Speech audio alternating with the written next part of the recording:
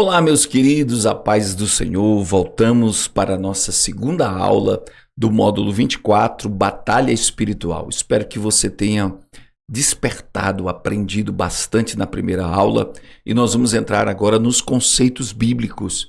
Nós vamos entrar agora na doutrina bíblica de batalha espiritual. Agora nós vamos para a Bíblia, para a palavra de Deus. Vamos deixar um pouco o esoterismo, vamos deixar um pouco o neopentecostalismo, vamos para a Bíblia, para a palavra de Deus, e ela vai nos ensinar bastante sobre batalha espiritual. Na página de número 4 da nossa apostila, nós vamos encontrar a batalha espiritual no Antigo Testamento. O Antigo Testamento é um período incipiente da revelação. Isso aqui é muito interessante você grifar, né? Porque o Antigo Testamento ele foi escrito para os judeus, um ambiente judaico. Muitas doutrinas são tratadas de forma diferente do que se percebe no Novo Testamento. Isso aqui é muito importante você anotar, grifar aí. Ou seja, você vai estudar o Antigo Testamento e vai ver comportamentos, vai ver compreensões dos escritores, dos profetas, diferente do Novo Testamento. Será que é contradição? Não.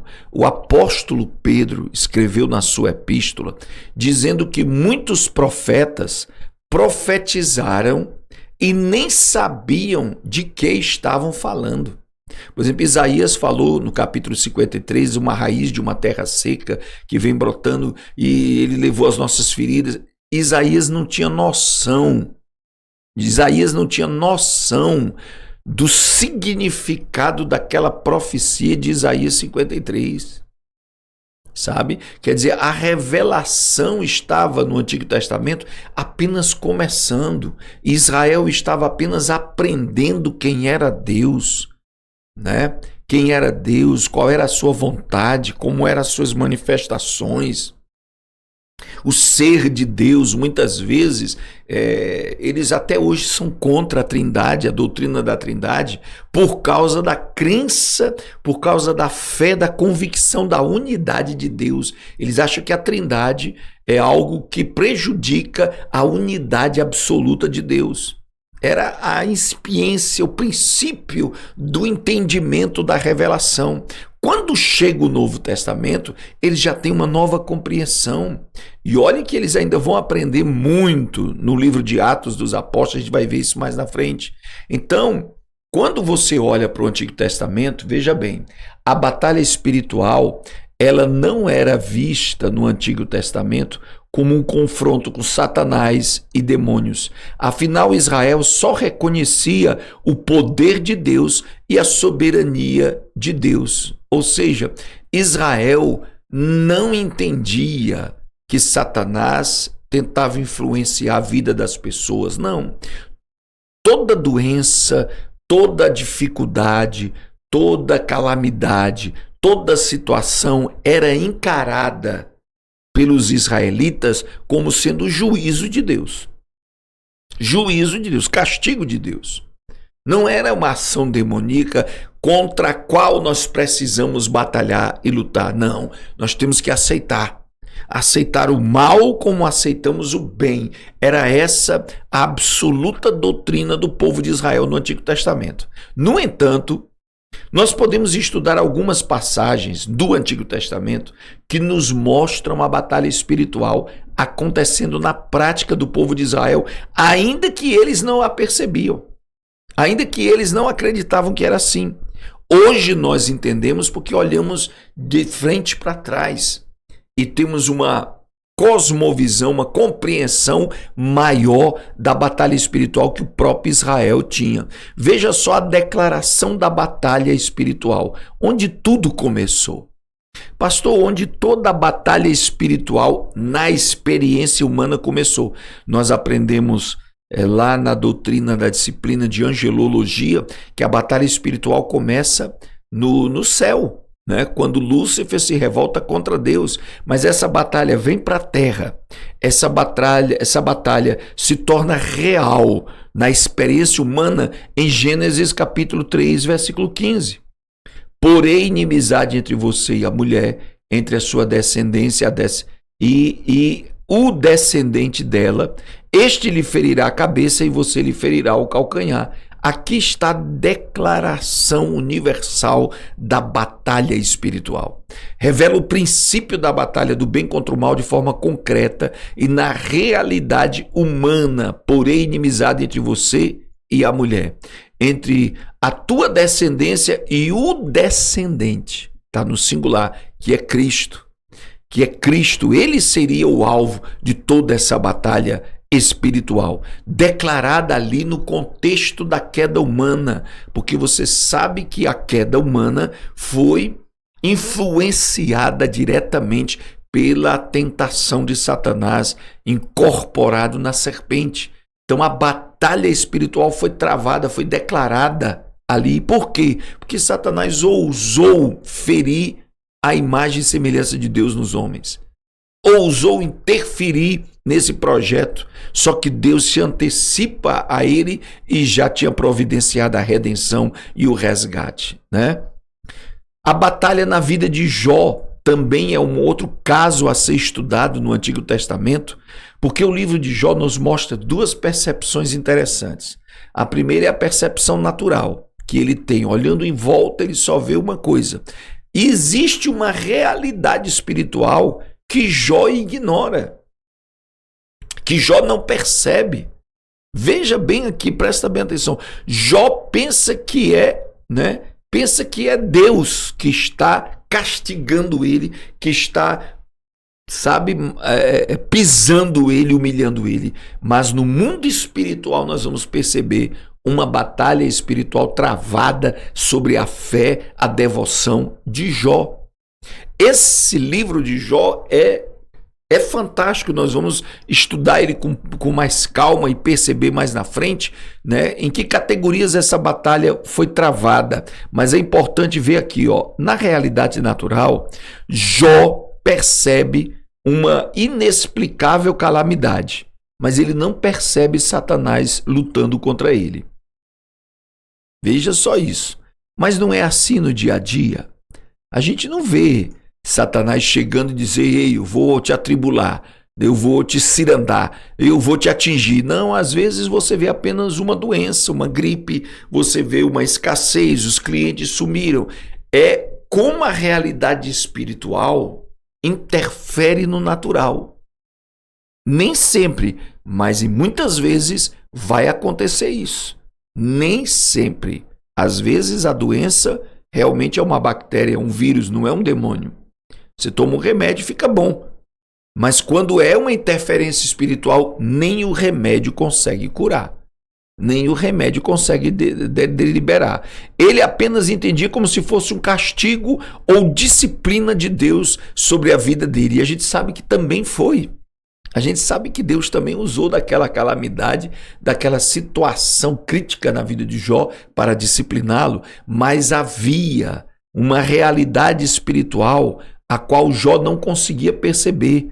Vemos que muitas coisas que acontecem na vida, na terra, são produzidas diretamente pela ação de anjos ou demônios.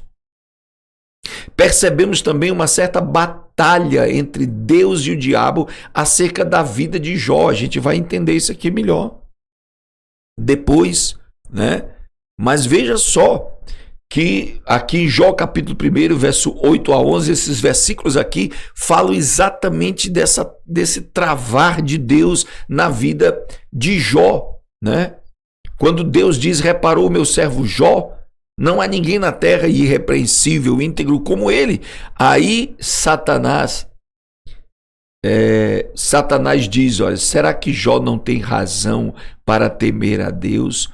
Olha aqui a acusação de Satanás, do diabo, acusação contra Jó. Jó tem razão para temer a Deus. Jó teme a Deus pela segurança, pela prosperidade, pelas riquezas que ele tem. Acaso não puseste uma cerca em volta dele, da família dele, de tudo que ele possui? Satanás percebia que Deus protegia Jó.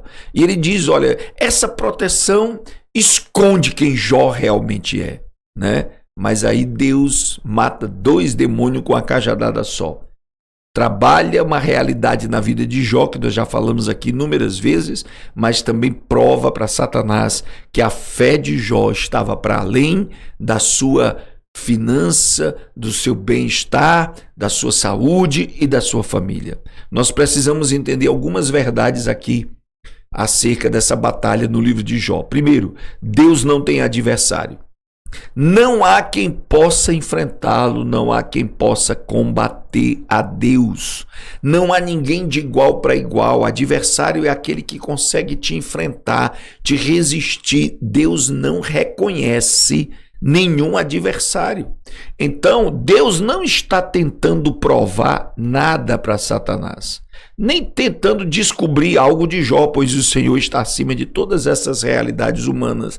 Deus já sabia quem era Jó, já sabia o que ia tratar em Jó e ia também mostrar, envergonhar Satanás, porque Satanás queria dizer e prega até hoje que o ser humano foi um erro de Deus. O ser humano jamais vai ser fiel a Deus. O ser humano jamais vai adorar a Deus com todo o coração. Essa é a pregação de Satanás. É tudo interesse. É tudo interesseiro. A nossa fé é pelo dinheiro, é pela posição, é pela prosperidade. Esse é o discurso de Satanás. E o diabo não estava tentando provar nada para Satanás, mas passar na cara de Satanás. Deus fez isso. De que Jó estava para além das suas posses, da sua saúde, a fé de Jó estava para além da sua própria integridade física, além da sua própria vida. Ele jamais negaria o Senhor, né?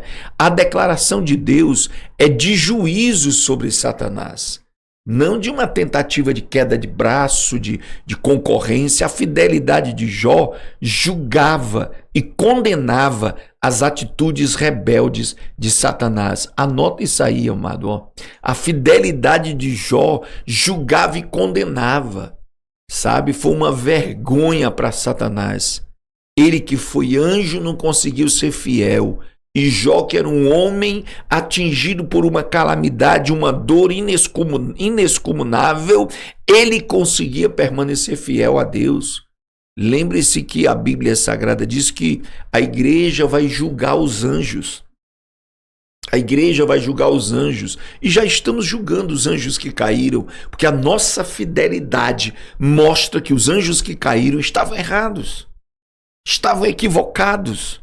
A fé pode estar acima dos valores, dos benefícios da própria vida.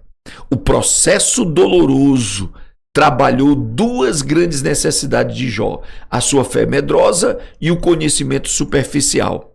Como eu já falei várias vezes aqui, Jó foi tratado também no meio dessa batalha. Deus tanto estava tratando Jó como estava julgando a Satanás. O juízo de Satanás acontece a cada dia. Aprenda esse conceito, esse princípio da batalha espiritual. A tua fidelidade condena a Satanás, condena os demônios. A tua obediência, a tua humildade, a tua perseverança, a tua resiliência, você aprende com as lutas, você aprende com as dificuldades e glorifica a Deus, você está empurrando Satanás para o abismo. Por isso que Romanos 16 e 20 diz que ele calcará os debaixo dos teus pés a Satanás, porque cada vez que a gente caminha na fidelidade a Deus, nós estamos condenando Satanás ao inferno. Glórias a Deus. Então, amados, sobre o caso de Jó, a batalha espiritual na história de Jó, você precisa enxergar a realidade natural e perceber que ela pode ter influência causais, né? Influência causal, quer dizer, o que está acontecendo na minha empresa, na minha família, pode ter raízes espirituais. E eu só venço isso no mundo espiritual. Tomando as atitudes naturais, é óbvio, mas eu preciso ir lá no mundo espiritual e cancelar toda ação do inimigo sobre a minha vida, sobre a minha família. E nós vamos aprender isso aqui, em nome de Jesus. Outro caso importante no Antigo Testamento sobre batalha espiritual está na oração de Daniel. O capítulo 10 de Daniel traz luz sobre uma revelação bíblica muito importante e ainda desconhecida na época pelos personagens da Bíblia. É impressionante. Eu fico imaginando Daniel escrevendo sobre isso e ele mesmo ficando maravilhado, tentando entender o que é isso, meu Deus, o que é isso? Porque olha só, e ele prosseguiu, não tenha medo, Daniel. Desde o primeiro dia em que você decidiu buscar entendimento e humilhar-se diante do seu Deus, suas palavras foram ouvidas e eu vim em resposta a elas. Lembra dos 21 dias de jejum de Daniel e oração para entender a vontade de Deus? O anjo foi enviado para trazer a mensagem para Daniel, desde o primeiro dia, né? Mas levou 21 dias para esse anjo chegar. Mas por quê? Mas o príncipe do reino da Pérsia me resistiu 21 dias. Mas o príncipe do reino da Pérsia me resistiu. Veja só, o anjo dizendo para Daniel que um príncipe do reino da Pérsia o resistiu por 21 dias. 21 dias, sabe? Algumas coisas nós precisamos entender isso aqui, tá? A gente vai já falar. Então Miguel, um dos príncipes, olha só o que o anjo diz. Então Miguel, um dos príncipes supremos, veio em minha ajuda, pois eu fui impedido de prosseguir com os reis da Pérsia, ali com os reis da Pérsia. Então ele me disse, você sabe por que eu vim? Vou ter que voltar para lutar contra o príncipe da Pérsia, e logo que eu for, chegará o príncipe da Grécia. Meu Deus do céu. Meu Deus, Deus me deu duas mensagens agora muito fortes para me pregar na igreja. Glória a Jesus. Olha que coisa forte, né? Vamos entender um pouco desse caso da oração do jejum de Daniel. Embora possa parecer que o texto se refira a monarcas ou líderes de exércitos humanos, príncipe da Pérsia, a referência a Miguel como um dos príncipes supremos nos faz entender que se tratavam de principados espirituais. Daniel começou a orar para entender os tempos proféticos, os tempos da libertação de Israel da Babilônia. Presta bem atenção, né? E o anjo foi liberado no primeiro dia, mas levou 21 dias para chegar até Daniel. Por que o anjo se atrasou? Por que o anjo demorou? Porque foi resistido por um príncipe da Pérsia. Ah, era um rei. Como que um rei resiste a um mensageiro espiritual? Como que um rei na terra pode entrar em batalha com Miguel, um dos príncipes supremos? A referência a Miguel tira da terra, dos monarcas naturais, e leva para uma batalha espiritual e revela a existência, lá no Antigo Testamento, de principados espirituais. Eu costumo dizer, irmãos, eu vou abrir esse parêntese aqui, que Satanás caiu do céu, mas ele não perdeu a mentalidade de organização. Ele se organizou no mundo espiritual, assim como ele conhecia a organização dos anjos. Porque você vai ver Paulo falando de principados celestiais e principados malignos. Quer dizer, o império de Satanás procura se organizar da mesma maneira que o reino de Deus se organiza, para tentar fazer frente ao reino dos céus. Em Daniel 12, a Bíblia se refere a Miguel como príncipe que se levanta em favor de Israel. Ou seja, Miguel é tratado como principado que cuida de Israel, né? Então não é só o domo de ferro, não é só o Star Wars que protege Israel.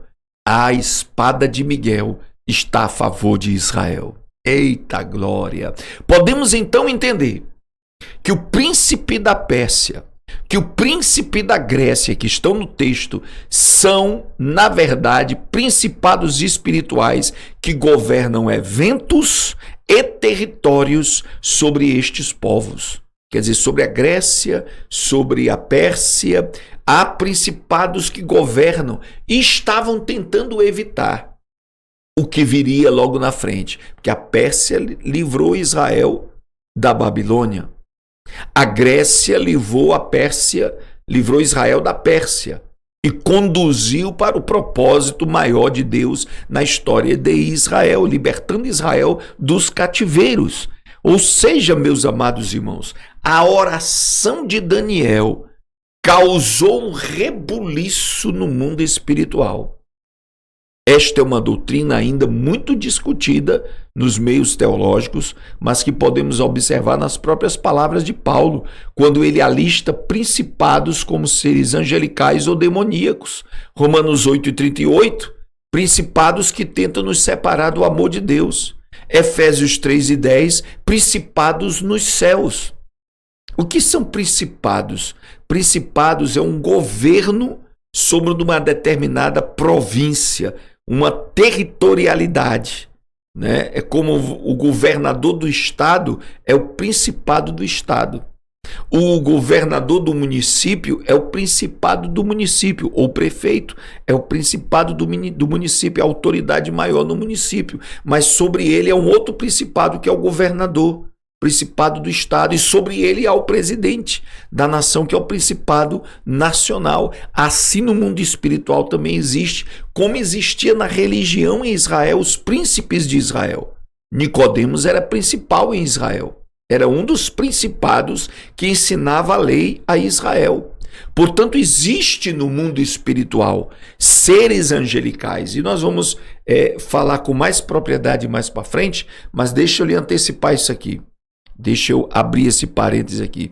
Você sabe que existe bairros dentro da cidade, existe bairros que se destacam por determinada característica maligna. Às vezes um bairro é conhecido pela prostituição. É a zona. É ali que estão os lugares, os antros de prostituição, de venda de corpos, de encontros ilícitos, porque há um principado de prostituição naquele bairro. Já existe em outro local, às vezes coincide, mas às vezes em um outro bairro é conhecido pela violência. Ali está o governo da facção, ali está o governo da marginalidade, que tem ramificações políticas, econômicas, sociais. Ali está o principado da violência, né? E às vezes numa outra cidade está um principado da idolatria. É onde está concentrado as romarias, as peregrinações, onde está o padroeiro, olha o nome, o padroeiro daquela cidade, né? É onde está o foco da religiosidade daquele lugar. E existe lugares que têm uma projeção nacional. Isso indica um trono de um principado poderoso da idolatria ou do engano e do erro. Isso é evidente. Só em olhar você percebe isso. Agora, quando você vai para a Bíblia e analisa se isso é verdade, você vai para... Nós vamos estudar esse caso mais na frente, o caso do Gadareno. Ele não queria sair daquela cidade, porque aquela cidade já tinha sucumbido à cultura de Satanás, de criar porcos, de administrar possessões. Você vai ver isso mais na frente. Administrar possessões, conviver com demônios. Existem instituições educacionais, existem instituições de jornalismo, de notícias, que estão debaixo de um principado. É uma verdadeira sinagoga de Satanás. Você já percebeu isso? Pois é aí onde está o foco da nossa batalha espiritual, tá? Então, olha, na próxima aula a gente vai entrar mais no Novo Testamento e vamos ver, olha, Jesus e a batalha espiritual. Até a nossa próxima aula, querido. Que Deus abençoe. Vamos crescer no conhecimento e na graça de Cristo Jesus. Deus abençoe.